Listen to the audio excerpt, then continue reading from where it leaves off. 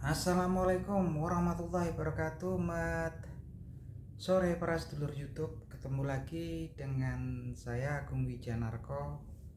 Oke para sedulur, di sore hari ini seperti biasa saya pengen menyapa para sedulur-sedulur saya, sobat-sobat saya, teman-teman saya yang udah subscribe di channel YouTube saya ini. Oke teman-teman, di sore hari ini seperti biasa kita akan ngobrol santai seputaran peta perpolitikan di negara kita menjelang Pilpres dan Pemilu 2024 nanti. Jadi teman-teman, akhir-akhir ini ada dinamika politik yang betul-betul sangat menarik untuk kita bahas teman-teman. Jadi beberapa saat yang lalu di beberapa media sosial dan stasiun televisi diberitakan bahwasanya akan ada capres baru ya. Kalau sebelumnya itu ada kemungkinan ada 3, sekarang kemungkinan ada 4 teman-teman. Karena teman-teman beberapa waktu yang lalu diberitakan tuh di media sosial juga di stasiun televisi ada pertemuan antara Partai Golkar dan Partai PAN, di mana ketemu antara Erlangga Hartarto dengan Zulhas atau Zulkifli Hasan. Nah ini, dan sepertinya kesepakatannya mereka, sepertinya pergerakannya mereka akan membentuk koalisi sendiri. Memang udah ada koalisinya kemarin kan 3 ya dengan P3, tapi udah menyeberang ke PDI Perjuangan dukung Ganjar Pranowo. Nah kalau kita lihat ini menarik karena ternyata Partai Golkar, gabungan suara Partai Golkar dan PAN ini udah cukup ya. Jadi kalau digabungin kursi DPR RI, DPR MPR antara Partai Golkar dan PAN ini sudah, kalau digabungkan menjadi sekitar 22% ya. Jadi lepas dari threshold yang 20%, artinya mereka bisa mengusung calon mereka sendiri, capres dan cawapresnya gitu kan. Yang tentunya akan kita tunggu-tunggu dan kemungkinan besar ya mungkin ketuanya ya, ketua Golkar capres ya kemungkinan besar, karena dari kemarin digadang-gadang Erlangga Hartarto gitu, dan kemungkinan besar kalau saya lihat juga cawapresnya kemungkinan besar ya Bapak Zulkifli Hasan mungkin gitu kan kalau kita lihat gitu. Yang jelas teman-teman, akhirnya sepertinya gambarannya juga nyaris hampir dipastikan, walaupun mungkin masih banyak peristiwa atau hal yang bisa terjadi, tapi yang dipastikan sekitar ada 4 capres nanti kalau memang ini terlaksana gitu kan. Dan memang cukup, dan itu juga kalau kita lihat Koalisi Kebangkitan Indonesia Raya itu Bapak Prabowo Subianto udah sepertinya semakin dekat ya dengan PKB yang dipimpin oleh Muhaimin Iskandar. Artinya sepertinya juga kalau Prabowo Subianto udah match dengan Muhaimin Iskandar ya jadilah otomatis kan akan ada kemudian empat capres ya. Di sini adalah Ganjar Pranowo, Prabowo Subianto, Anies Baswedan, dan Erlangga Hartarto. Kemungkinan besar ada 4. Nah kalau kita baca adanya 4 seperti ini, sebetulnya kutubnya kalaupun capresnya ada 2, kutubnya itu cuma 2 ya. Frontnya 2, satu front yang sepertinya nggak begitu didukung oleh pemerintah, yaitu Koalisi Perubahan yang membawa Anies Baswedan, mengusung Anies Baswedan sebagai capres mereka. Koalisi Perubahan kan kita tahu Nasdem, Partai Demokrat, dan juga Partai Keadilan gitu kan. Insya Allah kalau mereka lancar akan maju ya Anies Baswedan di Pilpres 2024 nanti. Nah di kubu yang lain ini ada koalisi-koalisi yang memang capresnya didukung oleh pemerintahan yang saat ini ya, pemerintahan yang saat ini berkuasa, yaitu Presiden Jokowi. Kemungkinan besar ada Ganjar Pranowo, koalisi yang didukung pemerintahan, kemudian Prabowo Subianto, dan terakhir Erlangga Hartarto ya gitu kan. Dan sebagai seorang, saya juga seorang, suka nggak suka kita ini kan jadi supporter di media sosial ini kan. Saya sendiri sebagai simpatisan orang yang jadi supporternya Anies Baswedan, saya lihat juga posisi seperti ini kalau memang sampai Oktober nanti pendaftaran kemudian posisinya 4 capres, ini suatu berkah gitu kan, suatu berkah dan keuntungan yang luar biasa untuk Anies Baswedan. Karena kenapa? Kalau kita lihat dengan adanya 3 capres dari koalisi pemerintahan, tentunya suaranya semakin terbelah ya gitu kan. Di koalisi pemerintahan itu suara yang kemungkinan besar memang gabungan nasionalis dan agamis tentunya kan di situ. Tapi yang jelas suara mereka akan terbelah gitu kan. Ada pembagian walaupun proporsinya seperti apa, yang jelas ada pecah suara gitu kan. Dan saya juga senang karena memang surveinya sekarang kan Prabowo Subianto memimpin, Ganjar Pranowo, Prabowo Subianto, artinya memang Anies Baswedan posisinya di bawah gitu kan. Artinya kemungkinan untuk adanya fusi atau penggabungan Prabowo Subianto dan Ganjar Pranowo atau Ganjar Pranowo Prabowo Subianto itu semakin kesananya kalau itu bertahan terus hasil surveinya akan semakin kecil kemungkinan, walaupun kalau di politik itu dikatakan bahwasanya segala kemungkinan tuh ada gitu kan, segala sesuatu bisa terjadi kecuali hidupin orang yang mati, itu kan dikatakan seperti itu. Tapi kalau kita melihat posisinya yang seperti itu, headingnya antara Prabowo Subianto dan Ganjar Pranowo di survei tingkat elektabilitasnya selalu di atas terus, sepertinya untuk opsi penggabungan posisi kekuatan mereka sangatlah kecil gitu kan. Karena mereka pastinya antara Prabowo Subianto juga dari kubunya yang dukung Ganjar Pranowo tentunya merasa masing-masing memiliki peluang besar untuk memenangkan kontestasi 2024 nanti. Tentunya juga seperti yang kita tahu, PDI Perjuangan ya salah satu partai pemenang pemilu ya nomor 1 perolehan suaranya di 2019. Harga matinya untuk melakukan komunikasi politik ataupun koalisi dengan mereka adalah Ganjar Pranowo sebagai capres. Begitupun juga Partai Gerindra, partai nomor 2 perolehan suaranya di 2019 kemarin.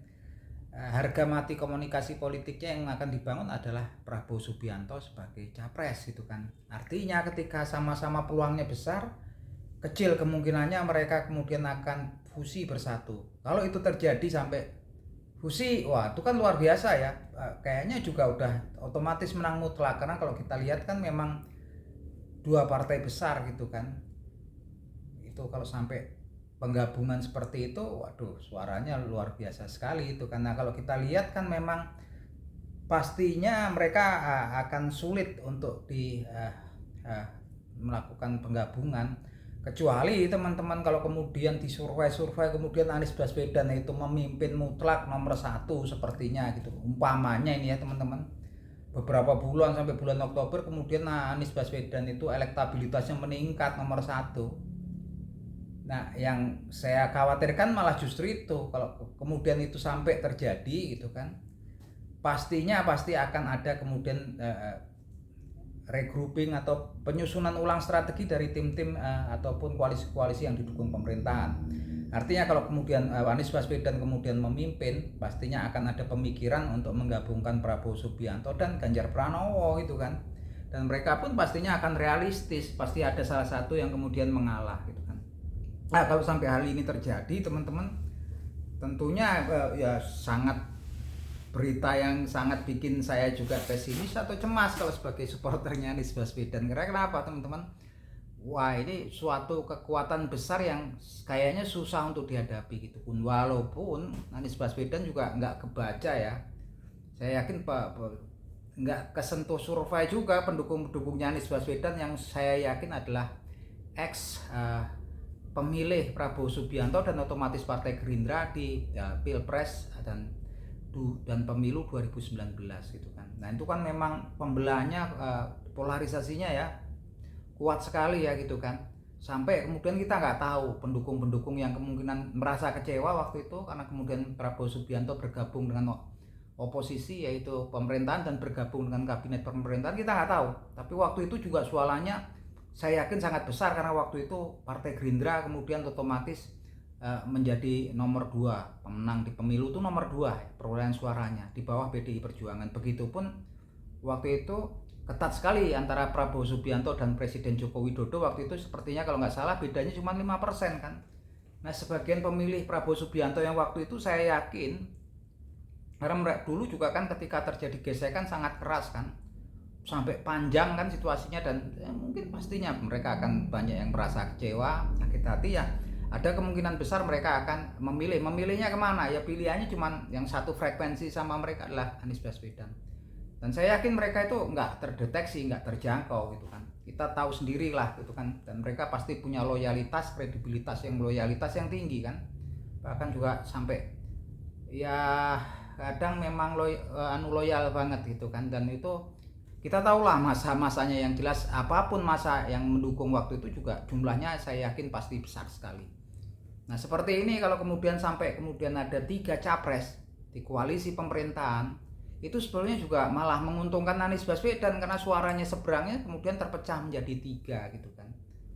Nah itu terpecah menjadi 3, walaupun mungkin Ganjar Pranowo proporsinya besar karena memang pemilih PDI pastinya semuanya Ganjar Pranowo, tapi kemudian kan Prabowo Subianto juga ketika mulai dekat dengan Presiden Jokowi dan keluarganya juga sepertinya juga berhasil juga merebut hati beberapa relawan-relawan pendukung Joko Widodo, juga Gibran Rakabuming Raka, wali kota Solo. Suka nggak suka gitu kan, artinya memang Prabowo Subianto juga berhasil gitu kan meraih dukungan daripada simpatisan Presiden Joko Widodo yang sampai dengan saat ini juga kabarnya belum ini kan, para relawannya masih nunggu instruksi. Projo itu masih menunggu instruksi apakah mau kemana dukungan mereka gitu kan. Sampai sekarang belum bisa kita tahu, tapi kalau udah Oktober pendaftaran juga sepertinya juga pastinya Presiden Joko Widodo balik lagi pastinya akan mendukung Ganjar Pranowo otomatis gitu kan, karena beliau juga dan keluarganya adalah kader Partai Demokrasi Indonesia Perjuangan yang mestinya pastinya vertikal, tegak lurus dengan apa yang diputuskan partai tempat beliau bernaung. Nah, itu yang jelas kalau saya bilang kabar ini memang saya harapkan kalau sampai kemudian ada 4 capres gitu kan, peluang Anies ini akan sangat besar sekali. Yang saya itu bayangkan kalau dulu memang kemudian cuman Pilpres ini kemudian cuman 2 pasang gitu kan, kayaknya berat ya dari kubu Anies Baswedan. Bukan saya bermaksud pesimistis ataupun cemas, tapi saya itu yang saya memang khawatirkan waktu itu kan gitu kan. Tapi tampaknya kalau lihat konstelasi dinamika politiknya ke depan sepertinya ya 4 ya, karena memang partai politik ini apapun juga mau diatur kayak apapun mereka punya kadang pemimpinnya juga partainya juga punya ambisi untuk kemudian memegang kekuasaan otomatis, karena itu kan tujuan utama salah satunya partai politik, dan pastinya juga punya kepentingan strategis untuk mencalonkan kader mereka ataupun memperjuangkan kader mereka untuk kemudian menjadi pemenang di Pilpres ataupun pemilu nanti gitu kan. Artinya kemudian ada memegang kekuasaan di negeri ini kan gitu kan. Artinya memang itu salah satu tujuan utama dari partai politik, yang juga ambisi-ambisi daripada petinggi partai politik dan juga memang kepentingan strategis partai politik. Artinya di sini juga pastinya kalau partai mereka, kader mereka sendiri bisa mereka calonkan, tentunya mereka pastinya akan mencalonkan, apalagi mereka juga secara kuotanya udah memenuhi gitu kan, seperti Prabowo Subianto dengan Gus Muhaimin Iskandar itu udah memenuhi threshold gitu kan. Begitupun Golkar ini Erlangga Hartarto dan Zulkifli Hasan dari PAN udah melewat threshold gitu kan. Artinya tunggu apa lagi gitu kan, 4 pasang. Nah, kalau 4 pasang ini sebenarnya 3 lawan 1. Kalau orang kemudian keroyokan 3 lawan 1 yang 1 kalah, tapi kalau pemilihan justru yang 3 suaranya terbelah gitu kan. Dan saya berharap terus akan posisinya seperti itu terus, dan saya juga nggak pengen kalau Anies Baswedan kemudian kalau di survei naik nomor 1, karena survei juga bukan harga mati seperti yang kita ingat gitu kan. Seberapa besar keakuratannya pun saya juga bukan harga mati, karena kenapa? Kasus Anies Baswedan ketika di Pilgub Jakarta, dia juga survei nomor 3 belakang terus kan. Tapi kemudian segala sesuatu terjadi, akhirnya Anies Baswedan kemudian memenangkan konstelasi Pilgub DKI Jakarta gitu kan. Apapun hasilnya nanti teman-teman, kalau kita sebagai supporter ya, baik nah yang nanti kemudian yang jadi Prabowo Subianto ataupun Ganjar Pranowo, Anies Baswedan ataupun mungkin Erlangga Hartarto, saya yakin kita sebagai supporter yang baik mendukung hasil akhirnya teman-teman, dan kita selalu yakin bahwasanya yang siapapun yang memenangkan nanti adalah merupakan aset terbaik bangsa Indonesia dan juga putra terbaik bangsa Indonesia. Oke, itu teman-teman, salam seduluran dari saya Agung Wijanarko. Sore.